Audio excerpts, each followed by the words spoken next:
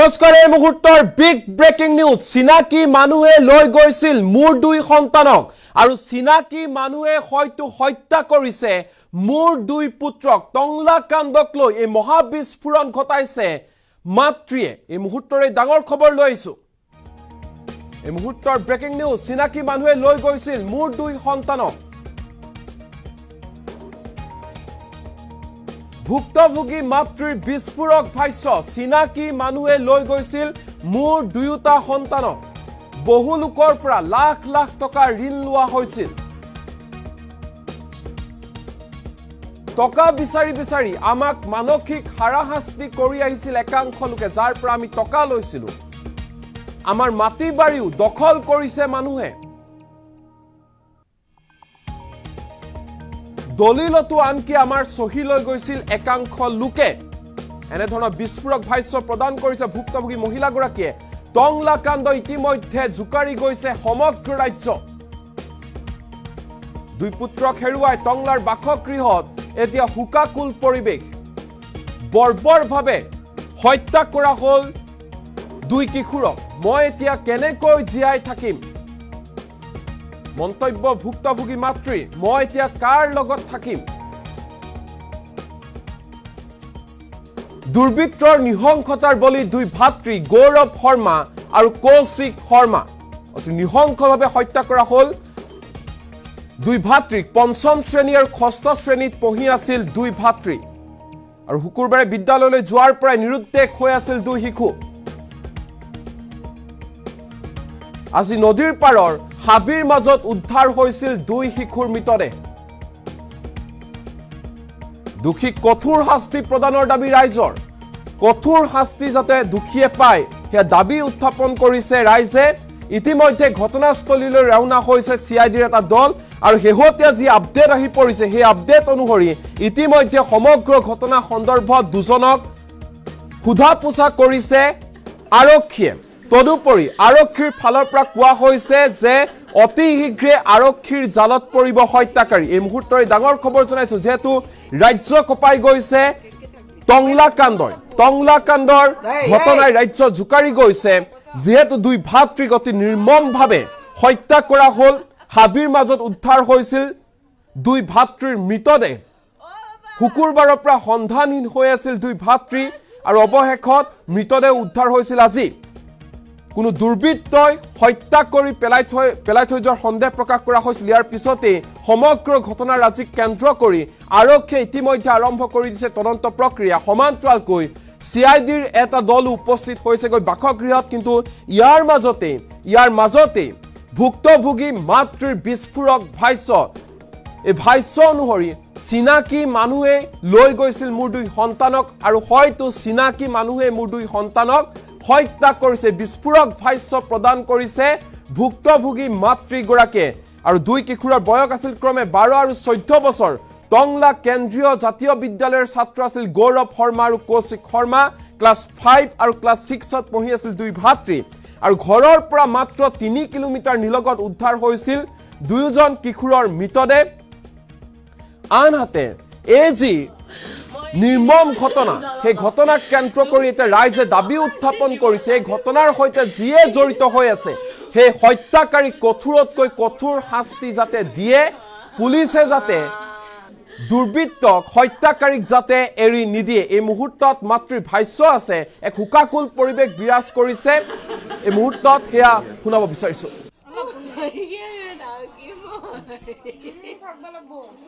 কেনকে থাকবাই লাগবো নিয়া মানুহ চাবা লাগবো তো কোনে নিছে কিমান ভাল কাম কৰবা কাৰণে লৈ গৈছে চাবা লাগবো ও বাবা ও শুনে লাগছে তো বিচাৰি ওলোৱা না ওলা ও মই এখান ভাগ ভৰিছি আজি তো বাজিন জিনাবো ওবা মিঠাডালখিনি ইয়াতে আছে এই তত নাইছি মোৰ এই তত ন ওই অলপমান তেল অলপ গৰম দিছো গেছত পরে রং নাই মোর শরীরে রাখি ভালো ভালো মোর শরীরে রং শুনে মাসে বলন করছে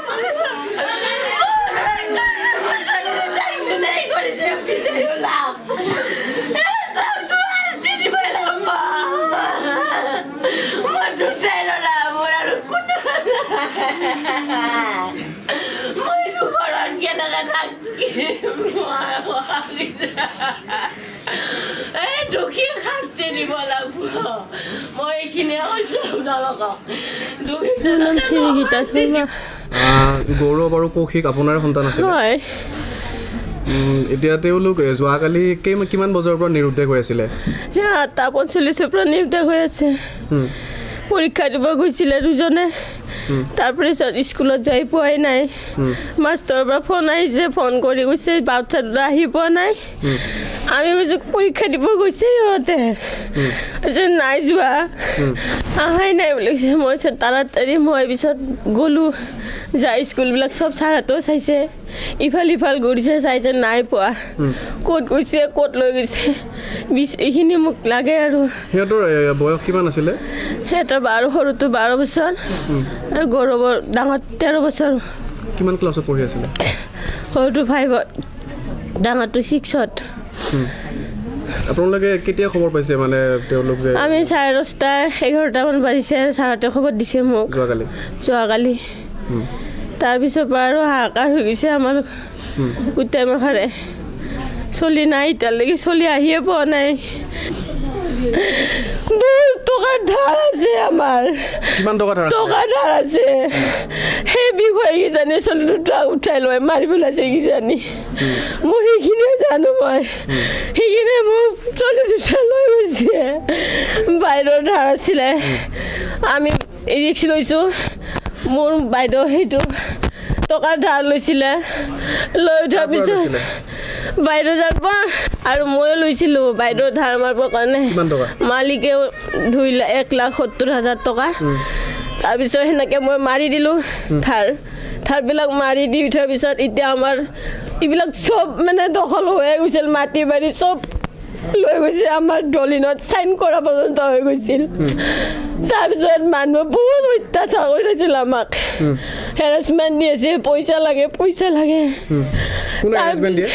যোনবিলাকে পায় সেইবিলাকে খুজি থাকে আৰু এতিয়া আমি কি কৰি দিম মানুহবিলাকক বাইদেৱে ষ্টাইল বজাৰত কাম কৰি সেনেকৈ অলপকৈ ধাৰ মাৰি আছে আৰু অলপকৈ আমি যিখিনি পাৰোঁ সেইখিনি মালিকে বিদেশত আছিল মালিকে বিদেশে থাকোঁতে সেইখিনি মালিকে চাউথী আৰব আছিলে হয় আজি আহিব 1 বছৰ 1.5 বছৰ হ'ল মালিকৰ তাৰপিছত আমি আৰু ধাৰবিলাক আমি ৰিক্স ল'ব পৰা নাই আমি ৰিক্স লৈছিলোঁ দিম বুলি কিন্তু দিব পৰা অৱস্থাত আমাৰ নাই আৰু মালিকে কৈছে আমি কেনেকৈ দিম মোৰ ঘৰে কমপ্লিট হোৱা নাই এতিয়ালৈকে ছোৱালী দুটা আছে মোৰ ল'ৰা ছোৱালী দুটা আছে মই কেনেকৈ কি কৰিম ধাৰ মাৰিম ক'ৰ পৰা যিখিনি দিব লগা আছে মই দিছোঁ আৰু মই দিব পৰা অৱস্থাত নাই সেইটো ভাবে মানুহ কিজানি ছোৱালী দুটাকে উঠাই লৈ গৈছে কিজানি যিহেতু নিশংসভাৱে হত্যাকাণ্ড এটা সংঘটিত কৰিলে গতিকে আপোনালোকে কাক সন্দেহ কৰিম মই সেইটোৱে মই ভাবি পোৱা নাই কিন্তু চিনাকি মানুহ লৈ গৈছে মোৰ আন্তাজ কোনে লৈ যাব পাৰে ছাৰ মই কেনেকৈ ক'ম কোনে লৈ যাব পাৰে মোৰ বাচ্চা দুটা সেইখিনিয়ে মোক লাগে মানুহ দুটাক বিচাৰ কৰক আপোনালোকে মই হাত জোৰ কৰিছোঁ আপোনালোকক মানুহজন ওলাওক কি শাস্তি দিব লগা আছে দিয়ক যাতে আৰু নেক্সট টাইম এনেকুৱা যাতে আৰু ছোৱালীবিলাক বাচ্চাবিলাকৰ নহয় আৰু এনেকুৱা কাণ্ড মই এইখিনিয়ে অনুৰোধ জনাইছোঁ আপোনালোক মোক শাস্তি লাগে মানুহজনক যোনে লৈ গৈছে মোক শাস্তি লাগে মানুহজন আনি দিয়ক মোৰ ওচৰত চিআইডিক মই এইখিনিয়ে ক'ম মোৰ বাচ্চা দুটাক যোনে এনেকুৱা কাণ্ড কৰিছে সেইবিলাকক ওলাব লাগে শাস্তি দিব লাগে সিহঁতক এনেকুৱা শাস্তি দিব লাগে যাতে আৰু সিহঁতে নেক্সট টাইম মানে জীয়াই থাকিব নালাগে সিহঁতক ফাঁচি বিচাৰোঁ মই আৰু কৰিব সেনেকৈ সিহঁতক চিন্তা ৰাখি আৰু কৰিব সেনেকুৱা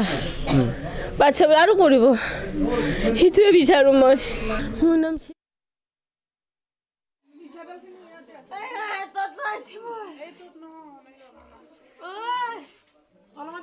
গৰম দিছোঁ গেছত